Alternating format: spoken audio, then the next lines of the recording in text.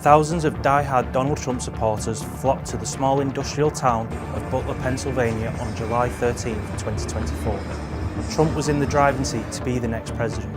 The start of the Republican National Convention in Milwaukee was just 2 days away, where Trump would be formally crowned as the Republicans' presidential candidate. Meanwhile, the Democratic Party was in a state of chaos, with the calls for sitting President Joe Biden to abandon his re-election bid growing louder by the day. But what unfolded proved to be the biggest security crisis the US had faced since the shooting of Ronald Reagan in 1981. The Sun takes a look back at what unfolded minute by minute.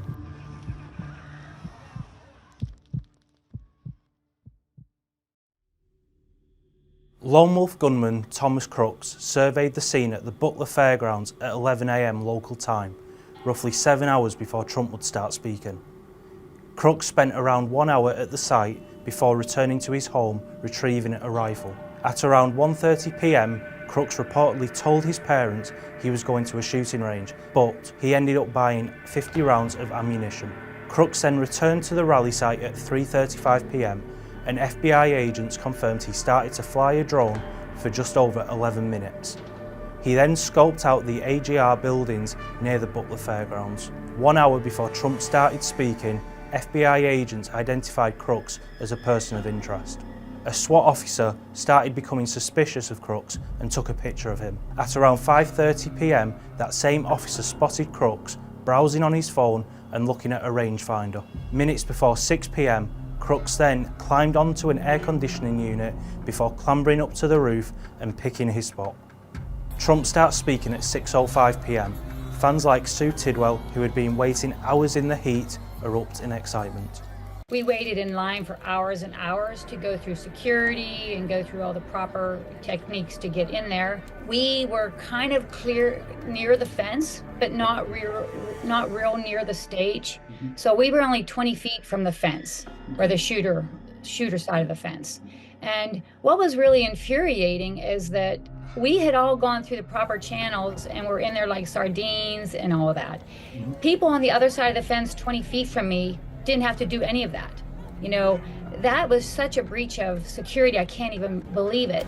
At 6:08 PM, a local cop realises that there is someone on the roof of a building. An officer tries to climb onto the roof that Crooks is perched on. Crooks aims the rifle at the officer, who releases his grip and falls 8 feet to the ground. 38 seconds later, Crooks fires the first of 8 shots into the crowd while Trump is talking about immigration. The noise rings out, with some believing it was the sound of fireworks rather than gunfire. Trump claims the chart he is using is old and says, "Take a look at what happened." Take a look at what happened. So when we heard the shots, to be honest, I didn't even see it, but the people beside me kind of grabbed me. We kind of, you get hanging out by the people who were beside you, and some of them were service guys, and they kind of just grabbed us and put us to the ground. And, you know, at first you just think it's fireworks. You just think, your mind doesn't comprehend it. You know, you want to just believe that it's, because no one was really screaming or anything. It was just real surreal. Everyone just fell to the ground, and then you started hearing people say, "Did they get Trump? Did they get Trump?" And we couldn't see if they had or not. The piercing sound of the gunfire is picked up by the microphones. At 6:11, Trump holds his ear before being ordered to get down. Trump's team then scrambles into action and jumps on him as a panic erupts on the main stage. 14 seconds later, a Secret Service counter-sniper located on a building behind Trump's left shoulder locates Crooks and fatally shoots him. Donald Lane, a former Secret Service agent, told The Sun the counter-snipers prevented something catastrophic from happening.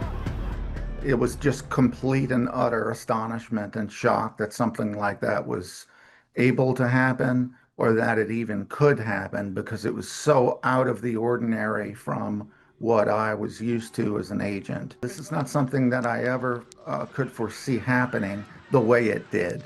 Now, that's not to say that I couldn't foresee an attempt being made. I think we always are ready for that, should be, and foresee that happening. This is what we do for a living. But the way it actually happened, the circumstances of it were quite extraordinary. When I found out about the communications issue, or lack of communications, I should say. That was quite shocking to me, because that is not what I was used to. One of the first things you want to establish is a security control room where communications for everyone at the site, including local, state, and other federal law enforcement, can all be gathered and then put back out onto the air in an appropriate and extremely timely manner. And so why that was a gap in security, I don't know to this day. Crooks was killed having been shot in the head.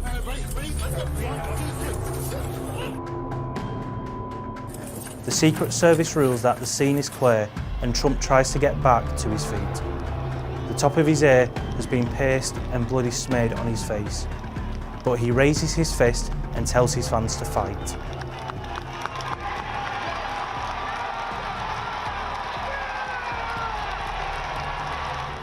An AP photographer captured the moment in what ended up being one of the most defining images of the 2024 presidential campaign.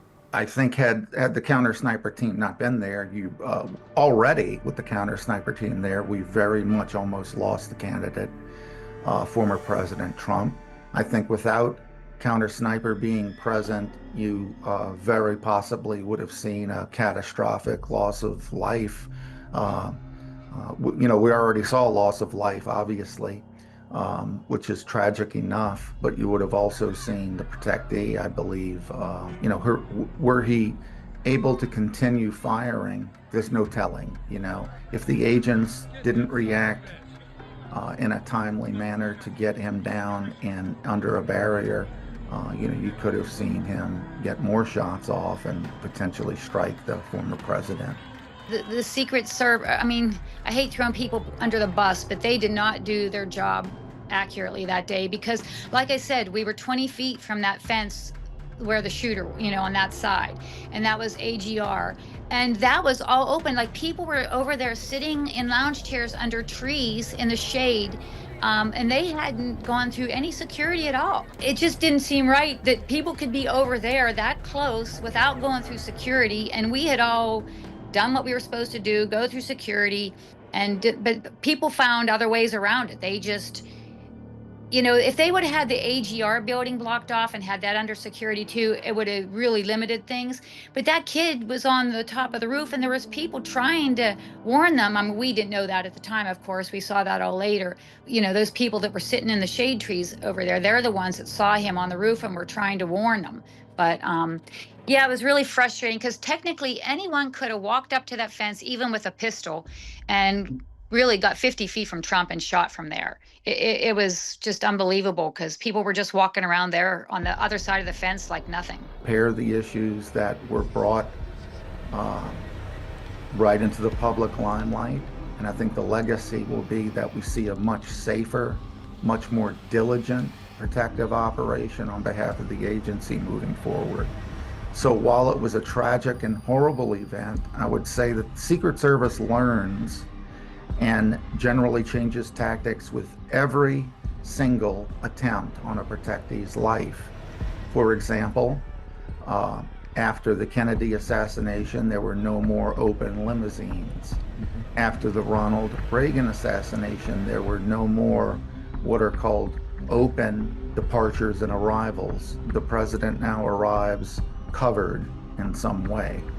So, lessons are learned. Unfortunately, sometimes it takes these tragedies for the lessons to be learned.